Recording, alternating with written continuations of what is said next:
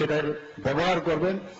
আমাদের যে এডুকেশন ডিপার্টমেন্টে যারা এতদিন ধরে অবহেলিত ছিল, দরিদ্র যারা সংখ্যালঘু শ্রেণীর, যারা মহিলা, তাদেরকে যাতে এডুকেশনের আওতায় আনা যায় সেই উদ্দেশ্যে আমাদের কাজ করে চলছে। আমাদের বিভিন্ন ছাত্রছাত্রীরা যারা আছেন তাদের স্কলারশিপ এবং ঋণ ইত্যাদির মাধ্যমে আর্থিকভাবে আমরা তাদের সাহায্য আমরা করছি। সবচেয়ে বড়, মাননীয় প্রধানমন্ত্রী যে 34 বছর পর অনেক কথাবার্তা হয়েছে শিক্ষানীতি নিয়ে, কিন্তু মাননীয় প্রধানমন্ত্রী যে 34 বছর পর আমাদের ন্যাশনাল এডুকেশন পলিসি 2020 সেটা কিন্তু উনি ঘোষণা করেছেন। আমরাও সেই জাতীয় শিক্ষানীতি ত্রিপুরাতে আমরা লাগু করেছি। আমরা সবাই জানি যে শিক্ষা আমাদের যে কোনো জাতির, আমরা এখানে মেরুদণ্ডের কথা বলা হয়েছে, অগ্রগতির মেইন যে সেটা হচ্ছে আমাদের শিক্ষা, প্রধান সোপান। তো আমাদের কাছে কোনো অবস্থায় সেটাকে নেগলিজেন্সির কোনো স্থান নেই। আমাদের যে প্রায়োরিটি সেক্টর, আমাদের প্রথমেই আসে শিক্ষা এবং আমাদের হেলথ এবং এগ্রিকালচার এবং অন্যান্য সমস্ত দপ্তর। কিন্তু আমরা কোনো অবস্থায় কোনো ডিপার্টমেন্টকে খাটো করে দেখছি না, সবকটাই কিন্তু আমরা ইম্পর্টেন্টের সাথে গুরুত্ব দিয়ে দেখছি। যে কারণে আমার পূর্ববর্তী বক্তা মাননীয় মন্ত্রী সুশান্ত চৌধুরী বলেছেন যে আমরা সব দিকে কিন্তু এখন ন্যাশনাল লেভেলে আমাদের বিভিন্ন প্যারামিটারে আমরা পুরস্কৃত হচ্ছি। তো এখানে এখন মাননীয় প্রধানমন্ত্রী যে আপনারা দেখেছেন কিছুদিন আগে ওনার বক্তব্যে, নিশ্চয়ই আপনারা টিভিতে আপনারা দেখেছেন সেটা, যে আর্টিফিশিয়াল ইন্টেলিজেন্সের যুগ এখন কিন্তু বইপত্রের যে আগের দিনে ট্রেডিশনাল ভাবে যে পড়াশোনা, তার থেকে বেরিয়ে এখন আর্টিফিশিয়াল ইন্টেলিজেন্স, কোয়ান্টাম যে কম্পিউটিং সিস্টেম এবং অ্যাডভান্স যে অ্যানালিটিক্স এবং স্পেস টেক এবং হেলথ টেক এবং সিনথেটিক বায়োলজির উপরে উনি জোর দিচ্ছেন। যে কোন জায়গায় এখন চলে গেছে, কারণ দুনিয়া খুব ফাস্ট চলছে, অন্যান্য দেশের সাথে আমাদেরও সেই কম্পিটিটিভ যে মানসিকতা, মেন্টাল যে স্ট্যাটাস, সেইভাবে কিন্তু আমাদের রাখতে হবে। এবং তার উপর উনি বিশেষ করে এটার উপর অনেক বেশি এমফাসাইজ করেছেন। আমাদের যে কিছুদিন আগে আপনারা দেখেছেন যে 30 এপ্রিল আমরা টেট পরীক্ষায়, যেটা মাননীয় মন্ত্রী বলেছেন, প্রায় 228 জনের মতো আমরা শিক্ষক শিক্ষিকাকে আমরা নিয়োগপত্র দিয়েছি। তাতে করে কোয়ালিটিভ টিচার্স কিন্তু আগামী দিনে আসে। আমাদের 2018 সাল থেকে আপনারা শুনে খুশি হবেন, যখন আমাদের বিজেপি নেতৃত্বাধীন সরকার 2018-তে যখন আসে, তারপর এপ্রিল 2025 পর্যন্ত, এখন পর্যন্ত প্রায় 6,887 জনকে আমাদের বিভিন্ন স্তরের শিক্ষকদের নিয়োগ করা হয়েছে। 2024-25 সালে শিক্ষা দপ্তরের এখন পর্যন্ত প্রায় 44 বিদ্যালয় নতুনভাবে নির্মিত হয়েছে। অনলি 2024-25 অর্থ বছরে 44 বিদ্যালয়ে নতুন ভবন নির্মাণ হয়েছে এবং তাতে করে 153 কোটি টাকা খরচ হয়েছে।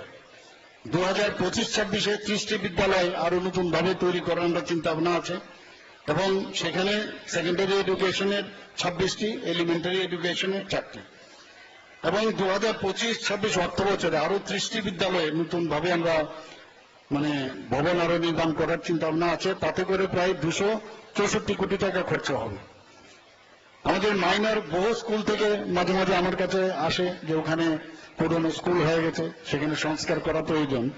তো মেজর ও মাইনর সংস্কারে প্রায় এই 2025-26-এ আমাদের 123টি বিদ্যালয়ে সেই ইনফ্রাস্ট্রাকচারের যে মাইনর সংস্কার এবং মেজর সংস্কার, সেটা আমাদের পরিকল্পনা রয়েছে। সমগ্র শিক্ষার অধীনে এডিশনাল ক্লাসরুম, টয়লেট এবং ল্যাব, লাইব্রেরি এবং হোস্টেল ইত্যাদি নির্মাণ করার এবার 2025-26 আমরা রেখেছি। তাতে করে প্রায় 151 কোটি টাকার উপর আমাদের খরচ হবে। আমাদের এই যে ন্যাশনাল এডুকেশন পলিসি, সেটাকে সামনে রেখে আমরা আমাদের মাননীয় মেয়র অনেকগুলো এখানে বলেছেন। আমি আপনাদের এখানে অবগতির জন্য জানাচ্ছি যে আমরা নিপুণ ত্রিপুরা, যেটা নিপুণ মিশন ভারত সরকারের, সেটাকে সামঞ্জস্য রেখে আমরা নিপুণ ত্রিপুরা এখানে করেছি। আমাদের যে সেই অনুযায়ী আমাদের প্রাক প্রাথমিক থেকে দ্বিতীয় শ্রেণী পর্যন্ত বিভিন্ন বই কিন্তু অলরেডি ছাপা শুরু হয়েছে এবং সেই পাঠ্যপুস্তকও অলরেডি প্রকাশিত হয়েছে। হোলিস্টিক প্রোগ্রেস রিপোর্ট কার্ড এবং বিদ্যা সেতু যে মডিউল সেটাও কিন্তু আমরা এখানে শুরু করেছি। ডিজিটাল শিক্ষায় আমরা গুরুত্ব দেওয়ার চেষ্টা করছি। এখন পর্যন্ত স্মার্ট ক্লাস আমাদের ত্রিপুরাতে 854 ক্লাসরুম আমাদের স্মার্ট ক্লাস এখানে চালু হয়েছে। আমরা এবারের যে বাজেট সেই বাজেট সম্পর্কে আমাদের মাননীয় মন্ত্রী বাহাদুর কেন বলেছেন যে সুপার 30-তে আপনারা শুনে খুশি হবেন যে 2024 অর্থ বছরে একজন শিক্ষার্থী আইআইটি পেয়েছে, 3 জন এনআইটি পেয়েছে এবং 3 জন এমবিবিএস কোর্সে ভর্তি হয়েছে এবং সিএম সাপ অর্থাৎ চিফ মিনিস্টার যে scholarship for achievers towards higher learning সেখানে 200 জন মেধাবী ছাত্রছাত্রী যারা আছেন তাদেরকে 60,000 টাকা করে বৃত্তি দেওয়া হচ্ছে। মাননীয় প্রধানমন্ত্রীজি এটার উপর খুব গুরুত্ব দিচ্ছেন যে বৃত্তিমূলক শিক্ষা অবশ্যই আমাদের করতে হবে, সেইভাবে আমরা কাজ করছি। এখানে মেয়র সাহেব বলেছেন যে যারা ছাত্রীরা আছেন ক্লাস 9-এ পড়েন তাদেরকে প্রায় 1,23,000-এর মতো আমরা বিনামূল্যে আমরা বাইসাইকেল প্রদান করেছি। আপনারা শুনে খুশি হবেন বা শুনেছেন কিছুদিন আগে যে 140 জনকে যারা 12 ক্লাস পাস করেছে সিবিআই আমাদের যে central board of secondary education CBSE এবং টিবিএসসিতে যারা পাস করেছেন 140 জনকে আমরা বিনা মূল্যে আমরা স্কুটি প্রদান করেছি, যাতে করে তাদের মধ্যে আরো বেশি তারা খুশি হন এবং আগামী দিনে আরো বেশি করে উৎসাহিত হয় পড়াশোনার জন্য। আমরা পিএম পোষণ প্রকল্পে আমরা অটোমেটেড মনিটরিং সিস্টেম চালু করেছি। মিড ডে মিলের যাতে আরো প্রপার পুষ্টিকর খাবার পায় তার জন্য আমরা বিভিন্ন ব্যবস্থা আমরা এখানে করেছি। সমগ্র শিক্ষা এবং পিএমসি প্রকল্পে আমরা অনেক 2024 অর্থ বছরে অনেকগুলো আমরা বিষয় আমরা রেখেছি এখানে। তথ্য যোগাযোগ প্রযুক্তি, আইসিটি, স্মার্ট ক্লাসরুম এবং টিঙ্কারিং ল্যাব থেকে শুরু করে পার্সোনাল অ্যাডাপ্টিং লার্নিং ল্যাব এবং দক্ষতা স্কিল এবং শিক্ষা সেটা কিন্তু আমাদের এই এডুকেশন ডিপার্টমেন্ট থেকে সেটা চালু করা হয়েছে।